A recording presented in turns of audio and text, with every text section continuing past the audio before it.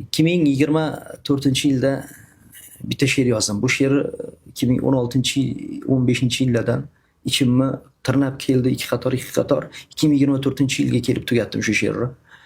Har doim ichimda o'qisam, o'sha she'rga qo'shilib o'zim yig'layman. 8-sinf edim chamasi. G'o'zapoya qalin, yurolmas edim. Maktab direktori qoyirdi har kun, chunki men normani terolmas edim. Bir kecha paxtadan qochmoqchi bo'ldim. Zovurlardan meni ushlab oldilar. Burchakka turg'azib o'qituvchilarim galma-gal tepdilar, mushlab oldilar. Tongda direktorni olib ketishdi. Holing shu, dunyoga ziyo sochganlar. Sababini desam sinfkom dedi. Shu norma termaganlar, paxtadan qochganlar. Tepada bo'lganmish jiddiy selektor. Kimga o'rnagu andoza bo'pti.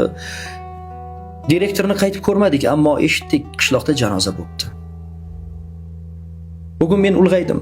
Bugun qo'limda otamning puliga kelgan diplomim.